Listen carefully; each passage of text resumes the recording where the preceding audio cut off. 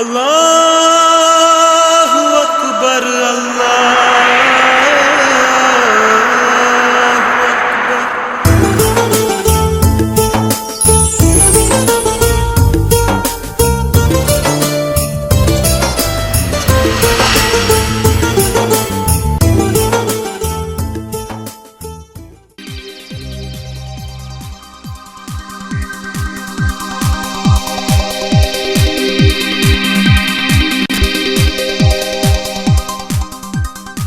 അസ്സലാമു.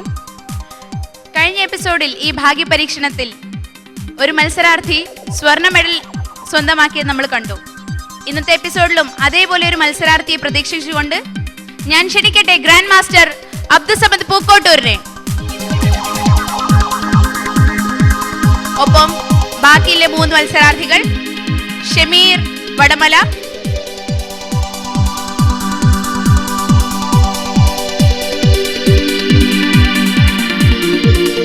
മുഹമ്മദ് കുഞ്ഞി കണ്ണൂർ,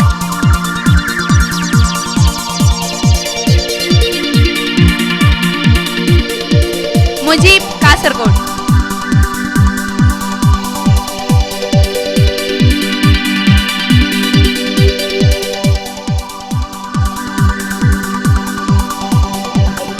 എല്ലാവർക്കും ഒരിക്കൽ കൂടി വിജയാശംസകൾ നേർന്നുകൊണ്ട് അസ്സലാമു അലൈക്കും. ഇന്നത്തെ എപ്പിസോഡ് ഇവിടെ ആരംഭിക്കുകയാണ്. വാശിയേറിയ മത്സരത്തിൽ ഇനി നമുക്ക് അവശേഷിക്കുന്നത് 3 മത്സരാർത്ഥികൾ മാത്രമാണ്. ആ 3 മത്സരാർത്ഥികൾ ഈ കടുത്ത മത്സരത്തിലേക്ക്, പ്രത്യേകിച്ച് ഇവരുടെ കൂട്ടത്തിൽപ്പെട്ട ഒരാൾ സ്വർണ്ണ മെഡൽ വാങ്ങി വിജയതിലകമണിഞ്ഞ പ്രത്യേക സാഹചര്യത്തിൽ ഇവരിൽ 3 പേരിലും വിജയപ്രതീക്ഷ സ്വാഭാവികമായും ഉണ്ടാകും എന്ന ശുഭസൂചനയാണ് നമുക്ക് ലഭ്യമാകുന്നത്. അവരോട് നാം ആദ്യമായി മുഖദ്ദിമ ആരംഭിക്കുകയാണ്. മുഖദ്ദിമയിൽ അവർക്ക് നൽകാനുള്ള സൂചന വളരെ ശ്രദ്ധയോടുകൂടി മനസ്സിലാക്കിയാൽ ലളിതമായി മനസ്സിലാക്കാവുന്ന, ലളിതമായി പെട്ടെന്ന് പ്രതികരിക്കാവുന്ന ഒരു ചോദ്യമാണ്. ആദ്യം പ്രതികരിക്കുന്നയാളെ നാം ഹോട്ട് സീറ്റിലേക്ക് പ്രത്യേകമായി സ്വാഗതം ചെയ്യും. നബി സല്ലല്ലാഹു അലൈഹി വസല്ലമ തങ്ങൾ എല്ലാ സമയത്തും തൻ്റെ സഹചാരിയായി കാണുകയും പ്രതിസന്ധികളിലൊക്കെ പ്രവാചകരുടെ കൂടെ നിൽക്കുകയും പ്രവാചകർ എന്തു പറഞ്ഞാലും അപ്പടി വിശ്വസിക്കുകയും സ്വഹാബികളായ മറ്റുള്ളവർ പോലും വിശ്വസിക്കാൻ മടിച്ചു നിൽക്കുന്ന കാര്യം സ്വയം പ്രവാചകർ പറഞ്ഞതാണെങ്കിൽ ഞാൻ വിശ്വസിച്ചു എന്ന് പറയുകയും ചെയ്യുന്ന പ്രസിദ്ധനും പ്രഗൽഭനുമായ ഒരു സ്വഹാബി, അദ്ദേഹത്തിന്റെ പേർ അബൂബക്കർ സിദ്ദീഖ് റളിയല്ലാഹു അൻഹു. വളരെ നന്നായിട്ടുണ്ട്. ആദ്യമായി പ്രതികരിച്ച താങ്കളെ ഹോട്ട് സീറ്റിലേക്ക് സ്വാഗതം ചെയ്യുന്നു. Please be seated. അസ്സലാമു അലൈക്കും.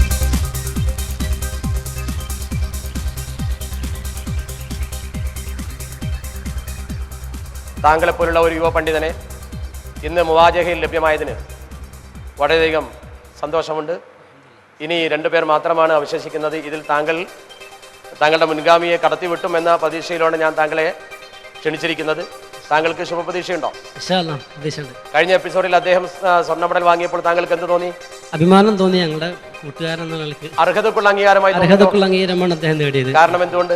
അദ്ദേഹം ഒരു യുവ പണ്ഡിതനും പ്രഗത്ഭനായ ഒരു മതപണ്ഡിതൻ കൂടിയാണ് അദ്ദേഹം. അദ്ദേഹത്തിന്റെ പാണ്ഡിത്യത്തിൽ താങ്കൾക്ക് വിശ്വാസമുണ്ട്? പൊതുവെ ഒരു പണ്ഡിതനായി അറിയപ്പെടുന്ന വ്യക്തിയാണ്. ആളുകൾക്കിടയിൽ അത്രയും അംഗീകാരമുള്ള വ്യക്തിയാണ്. അപ്പോൾ നാം ഈ മത്സരത്തിൽ വിജയിച്ച വ്യക്തി ജനങ്ങൾക്കിടയിൽ അംഗീകാരമുള്ള ഒരു യുവപണ്ഡിതനായി എന്ന് താങ്കൾ സമ്മതിച്ചതിൽ നിന്ന് മനസ്സിലാക്കേണ്ടത് എന്താണ്? എന്തുകൊണ്ടും ഈ പരിപാടി ലക്ഷ്യം പൂർത്തീകരിച്ചു എന്നുള്ളതാണ്. വളരെ സന്തോഷമുണ്ട്. താങ്കളുടെ പ്രത്യേകിച്ച് ഈ മത്സരത്തെക്കുറിച്ച് താങ്കളുടെ കാഴ്ചപ്പാട് ഞങ്ങളിൽ വലിയ സന്തോഷം ഉളവാക്കുന്നുണ്ട്. കാരണം ഈ ചോദ്യങ്ങളൊക്കെ ശരിക്ക് ഒരു പണ്ഡിതോചിതമായി മറുപടി പറയാൻ സാധ്യമാകുന്നതും ഉപകാരപ്രദവുമാണ്. ജനങ്ങൾക്ക് ഇതുകൊണ്ട് എത്രത്തോളം ഉപകാരം ലഭിക്കും താങ്കളുടെ കാഴ്ചപ്പാടിൽ? ജനങ്ങൾക്ക് ധാരാളം വിജ്ഞാനം, പ്രത്യേകിച്ച് റമദാൻ മാസം കൂടി ആയതിനാൽ ഖുർആനെ കുറിച്ചും ഇസ്ലാമിനെ കുറിച്ചും ഒക്കെ ധാരാളം പഠിക്കാനും മനസ്സിലാക്കാനും ഇതുപോലുള്ള പരിപാടികളെ കൊണ്ട് ജനങ്ങൾക്ക് സാധിക്കും. സാധാരണ ഒരു ക്വിസ് പ്രോഗ്രാമിൽ നിന്നും ഇത് വ്യത്യസ്തമാണ് എന്ന് താങ്കൾക്ക് തോന്നുന്നുണ്ടോ? സാധാരണ ക്വിസ് പ്രോഗ്രാം മുഴുവനും തികച്ചും ഇസ്ലാമികമായ ഒരു മത്സരം എന്ന നിലക്കാണ് ഇതിന്റെ പ്രത്യേകത ഞാൻ മനസ്സിലാക്കുന്നത്. അതാണ് ഇതിന്റെ പ്രത്യേകത. മറ്റു ക്വിസുകളെക്കാൾ വിജ്ഞാനം ഇതുകൊണ്ട് ലഭ്യമാകും. അതെ, ഉപകാരപ്പെടുന്ന വിജ്ഞാനം ലഭ്യമാകുമെന്നുള്ളതാണ് ഇതിന്റെ പ്രത്യേകത. തീർച്ചയായും താങ്കളെ സ്വാഗതം ചെയ്യുന്നു. ആദ്യമായി നമുക്ക് താങ്കൾ ഇപ്പോൾ ഈ മത്സരത്തിന്റെ ഏത് റൗണ്ടിലാണ് താങ്കൾ? ഉറക്കെ പറയൂ. മുസാ അലിയിലാണ് താങ്കൾ. മുസാ അലിയിൽ താങ്കളോട് ചോദിക്കുന്ന ആദ്യത്തെ ചോദ്യം വളരെ ലളിതമാണ്.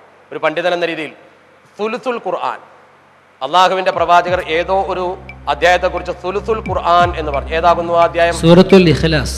സൂറത്തുൽ ഇഖ്ലാസ്. അതിന്റെ മറ്റൊരു പേര് നാം സാധാരണ പറയുന്ന പേര് ഖുൽ ഹുവല്ലാഹു അഹദ്. സൂറത്തുൽ ഇഖ്ലാസ്. താങ്കൾ വിജയകരമായി ആദ്യത്തെ ചോദ്യത്തെ നല്ല രീതിയിൽ പ്രതികരിച്ചുകൊണ്ട് വിജയിച്ചിരിക്കുന്നു. രണ്ടാമത്തേത് സൂറത്തുൽ കൗസറിന്റെ ഒരു സവിശേഷത താങ്കൾക്ക് ഉദ്ധരിക്കാൻ കഴിയുമോ? സൂറത്തുൽ കൗസർ മീം ഇല്ലാത്ത ഖുർആനിലെ ഏക അധ്യായമാണ്. വിശുദ്ധ ഖുർആനിലെ മീം ഇല്ലാത്ത ഏക അധ്യായം എന്ന പ്രത്യേകത സൂറത്തുൽ കൗസറിനാണുള്ളത്. ഈ എപ്പിസോഡിൽ താങ്കൾ വളരെയധികം ശക്തമായ മുന്നേറ്റമാണ് നടത്തിക്കൊണ്ടിരിക്കുന്നത്. ഈ ശക്തമായ മുന്നേറ്റത്തെ ഞാൻ അഭിനന്ദിക്കുന്നു. കാരണം ആദ്യത്തെ 2 ചോദ്യങ്ങൾക്ക് തന്നെ മറുപടി പറഞ്ഞുകൊണ്ട് താങ്കളുടെ പെർഫോമൻസ് വളരെ മികച്ചിരിക്കുന്നു. എല്ലാ പ്രേക്ഷകരും താങ്കളെ അഭിനന്ദിക്കുന്നുണ്ടാകുമെന്നാണ് ഞാൻ മനസ്സിലാക്കുന്നത്. പ്രേക്ഷകർ അദ്ദേഹത്തെ അഭിനന്ദിക്കും. അടുത്ത സ്റ്റെപ്പ് മുഹാവറ.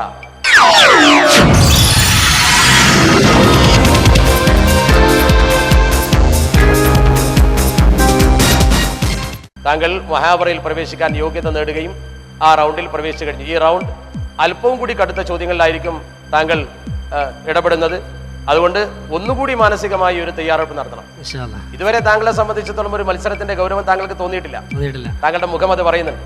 ആ മത്സരത്തിന്റെ ഗൗരവം താങ്കൾക്ക് തോന്നിയിട്ടില്ലെങ്കിൽ മുഹാവറിലേക്ക് കടന്നു വരുമ്പോൾ താങ്കൾക്ക് ആ മത്സരത്തിന്റെ ഗൗരവം തോന്നും എന്നാണ് ഞാൻ മനസ്സിലാക്കുന്നത്. ഖുദാർ ഇബ്നു സാലിഫ് എന്ന് പറയുന്ന ഒരു വ്യക്തി, അയാൾ കുപ്രസിദ്ധനാണ്. എന്തോ ഒരു പ്രത്യേകമായ കൃത്യം ചെയ്തതിന്റെ പേരിൽ അയാൾ കുപ്രസിദ്ധനാണ്. എന്താണ് ആ കൃത്യം? സാലിഹ് നബി അലൈഹി ഇസ്ലാമിന്റെ ഒട്ടകത്തെ അയാൾ അറുത്തു. വളരെ ശരിയാണ്. ചരിത്രത്തിലെ ഇത്രയും ശ്രദ്ധേയമായ മറുപടി താങ്കൾക്ക് നൽകാൻ കഴിഞ്ഞതുകൊണ്ട് താങ്കൾക്ക് ഒരു സ്വർണ്ണ മെഡൽ കൂടി ഇവിടെ ലഭ്യമാകുമെന്ന പ്രതീക്ഷയിലാണ് ഞാൻ മുന്നോട്ട് പോകുന്നത്. അതുകൊണ്ട് താങ്കൾക്ക് അടുത്ത ചോദ്യത്തിലേക്ക് കടക്കാം. മുഹാവറ എന്ന റൗണ്ട് താങ്കൾ വളരെ വിജയകരമായി പിന്നിട്ടിരിക്കുന്നു.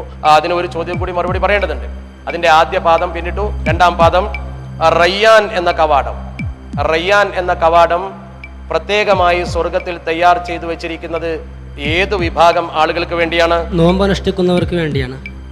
ഒന്നുകൂടി വ്യക്തമാകും. പ്രത്യേകമായി റമദാൻ മാസത്തിൽ നോമ്പെടുക്കുന്നവർ, റമദാൻ മാസത്തിൽ നോമ്പനുഷ്ഠിക്കുന്ന ആളുകൾക്ക് വേണ്ടിയാണ്. താങ്കൾ മുഹാവറയിൽ വിജയിച്ചു. മുഹാവറ എന്ന് പറയുന്ന റൗണ്ട് താങ്കൾ വിജയകരമായി പിന്നിട്ടു. വളരെ ലളിതമായി ചോദിക്കുന്ന ചോദ്യത്തിന് ഉടനെ മറുപടി പറഞ്ഞുകൊണ്ട് പാണ്ഡിത്യവും അഗാധമായ ഇസ്ലാമിക ജ്ഞാനവും താങ്കൾ തെളിയിച്ചിരിക്കുന്നു. അഭിനന്ദനങ്ങൾ. താങ്കൾക്ക് ഇനിയും മുന്നോട്ട് വരാം. താങ്കൾ ഇപ്പോൾ മുജാദല.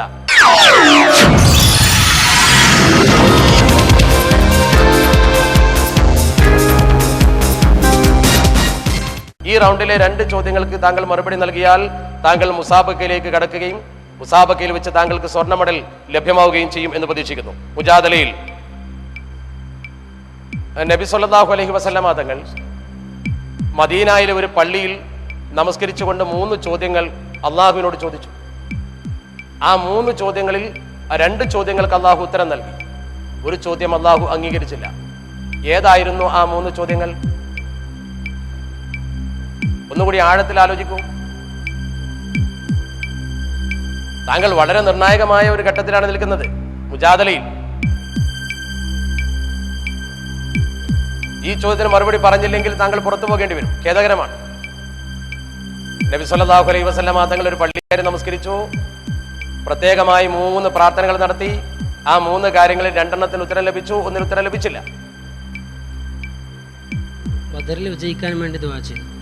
ബദറിൽ വിജയിക്കാൻ വേണ്ടി അത് മസ്ജിദുൽ ഫതഹിൽ സുജൂദിൽ കിടന്നുകൊണ്ട് പ്രാർത്ഥിച്ച പ്രാർത്ഥന മറ്റൊന്ന്. അവിടെ ഒരു പ്രാർത്ഥന മാത്രമേ ഉള്ളൂ, വിജയിക്കുക. അത് ഖന്തക് യുദ്ധത്തിലാണ്. ഖന്തക് യുദ്ധം വിജയിക്കുന്നതിന് വേണ്ടിയാണ് മസ്ജിദുൽ ഫതഹിൽ പ്രവാചകർ പ്രത്യേകം പ്രാർത്ഥിച്ചത്. ബദറിൽ പ്രാർത്ഥിച്ചത്, ബദറിൽ പങ്കെടുക്കുന്ന ആളുകളെ ആ രണാങ്കണത്തിൽ ഇറക്കി നിർത്തിക്കൊണ്ടാണ് പരിശുദ്ധ പ്രവാചകർ പ്രാർത്ഥിച്ചത്. അവിടെയും താങ്കൾക്ക് ചെറിയ പാളിച്ചകൾ സംഭവിച്ചിരിക്കുന്നു. ശ്രോതാക്കൾക്ക് വേണ്ടി ഞാൻ തിരുത്തിയെന്ന് മാത്രം. ഒന്നുകൂടി ആലോചിക്കൂ.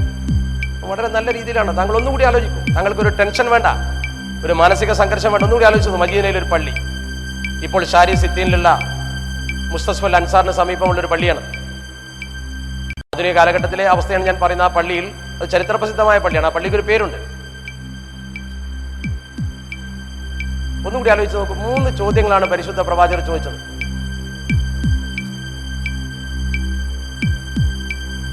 ക്ലൂ തരാൻ കഴിയാത്തത് കൊണ്ട്, പ്രത്യേകിച്ച് ഒരു സെമി ഫൈനലിന്റെ പ്രധാനപ്പെട്ട റൗണ്ടിലായതുകൊണ്ട് നിർവാഹമില്ലാത്തൊരവസ്ഥയിലാണ് താങ്കൾ പിൻവാങ്ങുന്നത്. വിജയത്തിന്റെ പടിവാതിൽക്കൽ വെച്ച് താങ്കൾക്ക് പിന്മാറേണ്ടി വന്നിരിക്കുന്നു. അതെങ്കിലും താങ്കൾ ഇത്രയും നല്ല ഒരു പ്രകടനം കാഴ്ചവെച്ചതിൽ താങ്കളെ പ്രത്യേകം അഭിനന്ദിച്ചുകൊണ്ട് അള്ളാഹു താങ്കൾക്ക് ഇനിയും വിജയിക്കാനുള്ള അവസരം ലഭ്യമാക്കുമാറാവട്ടെ എന്ന് പ്രാർത്ഥിച്ചുകൊണ്ട് അൽസലാമയുടെ ഗിഫ്റ്റ് കൂപ്പൺ സ്വീകരിച്ചുകൊണ്ട് താങ്കൾ സന്തോഷപൂർവ്വം ഇവിടെ പറയുക.